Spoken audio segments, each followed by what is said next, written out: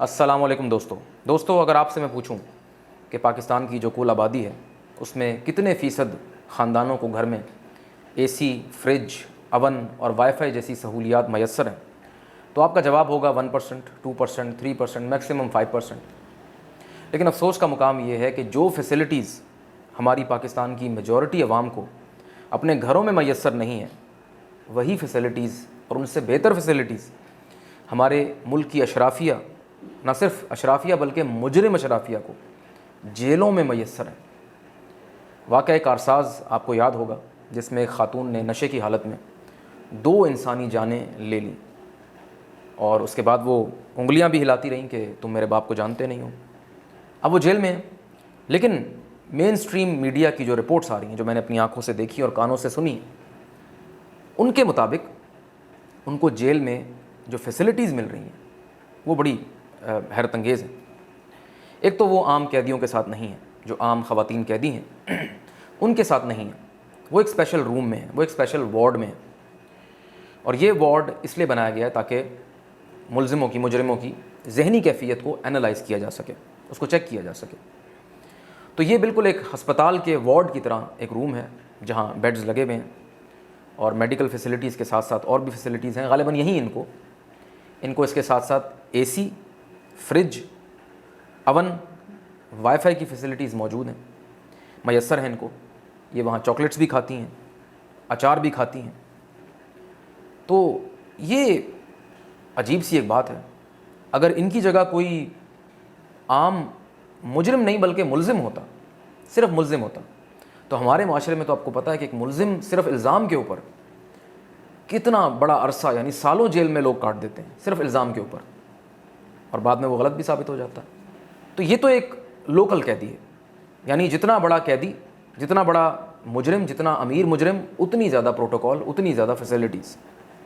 تو یہ ایک لوکل قیدی ہیں۔ اب میں آپ کو ایک انٹرنیشنل قیدی کی بات بتاتا ہوں۔ ایک شخص ہے عمر فاروق کے نام سے، کچھ عرصہ پہلے خان صاحب کا جو توشہ خانہ کا کیس تھا اس میں وہ سب سے پہلے سامنے آئے تھے، اور انہوں نے گواہی دی تھی کہ یہ گھڑی جو ہے وہ انہوں نے بیچی ہے، تحفے کے طور پر لی اور آگے بیچی ہے، اور پھر یہ میرے پاس آئی ہے، میں نے خریدی۔ اس کے بعد ان کے لیے ایک نیشنل ایوارڈ کا ابھی حال ہی میں اعلان کیا گیا ہے، ہلال امتیاز کا۔ تو یہ شخص کے بارے میں، اب یہ شخص جو ہے نا وہ ناروے کا شہری ہے، originally from Pakistan but Norway کا شہری ہے۔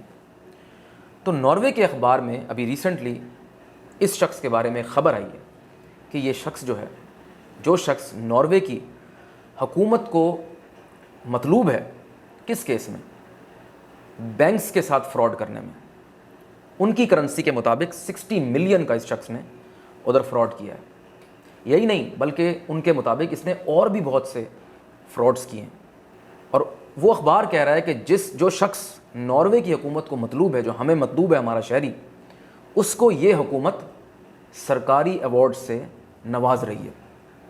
تو وہ حیرانی کا اظہار کر رہے ہیں، اور اخبار میں مزید یہ کہا گیا ہے کہ اس سے پہلے بھی ان کو ایک ایوارڈ مل چکا ہے، نیشنل ایوارڈ مل چکا ہے۔ کس ملک سے؟ افریقہ کا ایک ملک ہے، ایکوٹوریل گینی۔ اس کا جو پریزیڈنٹ ہے غالباً اس نے ایوارڈ دیا ہے، اور وہ اس ملک کا ایک کرپٹ ترین انسان ہے، اس نے بھی اس شخص کو ایوارڈ سے نوازا ہے۔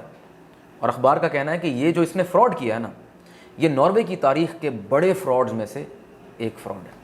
تو اب جب انٹرنیشنل پیپر پہ یہ نیوز آ رہی ہے تو آپ مجھے بتائیں کہ یہ کس لیول کی جگ ہنسائی ہے، کس لیول پہ ہمارا مذاق اڑ رہا ہے۔ آپ ذرا خود سوچیں۔ پہلے اس ملک میں آپ کو پتہ ہے اتنی مایوسی ہے، اتنا ڈپریشن ہے، جس طرح کے بلز آ رہے ہیں، جو مہنگائی ہے، جو بے روزگاری ہے، نوجوان یہ ملک چھوڑنے کا سوچ رہے ہیں، چھوڑ رہے ہیں، بلکہ مجھے جو بھی ملتا ہے وہ اس ملک کو چھوڑنا چاہتا ہے۔ عجیب ایک مایوسی کی کیفیت ہے۔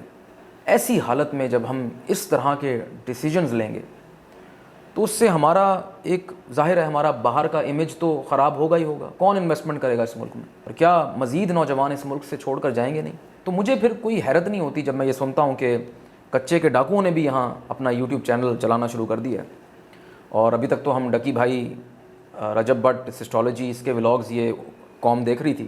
اب ایک نئی ڈائیورسٹی آ گئی، اب ان کے بھی ولاگز دیکھے جائیں گے۔ وہ کس طرح کے ولاگز ہوں گے سوچیں۔ اب اگر ڈیلی ولاگ انہوں نے شروع کر دیا تو جی السلام علیکم جی، صبح کا وقت ہے، ہم پلاننگ کر رہے ہیں کہ آج ہم نے کس بندے کو اٹھانا ہے، پھر گاڑی کا ولاگ، ہم جا رہے ہیں لینے بندے کو، اب ہم نے گھر پہ چھاپا مار دیا, اب ہم نے بندہ اٹھا لیا, اب ہم اس کو لے کر جا رہے ہیں, اب ہم اس کے گھر والوں سے تاوان کا مطالبہ کر رہے ہیں, وہ کال سنائی جائے گی, اس کے بعد پھر تاوان والا آ چکا ہے, اب ہم پیسے چیک کر رہے ہیں, اب ہم پیسے گن رہے ہیں, پھر تھمبنیل آئے گا کہ ہمارے تاوان میں لڑائی ہو گئی ہے ہم جب بانٹ رہے تھے.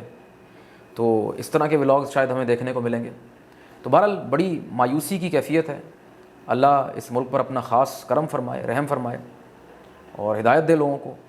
تو ملتے ہیں اگلی ویڈیو میں. اللہ حافظ.